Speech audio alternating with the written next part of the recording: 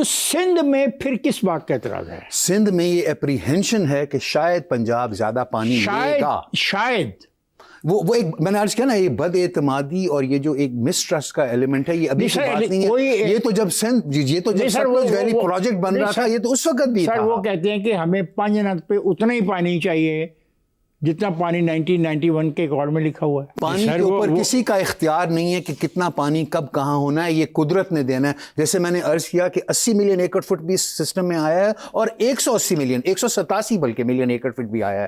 ہم 80 اور 187 کے سائیکل کے درمیان کبھی ویٹ ایئرز آتے ہیں، کبھی ڈرائی ایئرز آتے ہیں. تو اس لیے کہیں پہ یہ نہیں لکھا ہوا.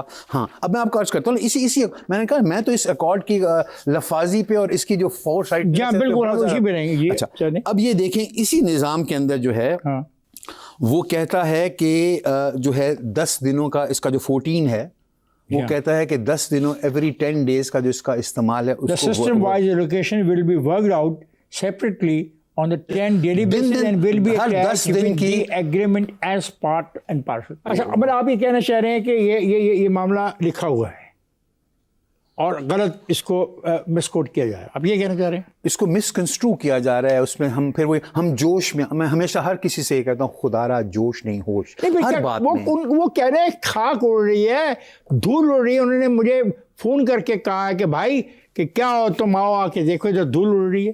تو وہ جو دھول اڑ رہی ہے اس کا ہم کیا کریں؟ اس کا بھی تو کوئی جواب آپ دیں. میں وہی قحط سالیاں نہیں آتی دنیا میں، آتی ہیں، قدرت کا نظام ہے نا. پھر میں بات کروں، کبھی پانی 187 ملین ایکڑ فٹ آتا ہے اور کبھی 80 ملین ایکڑ فٹ آتا ہے.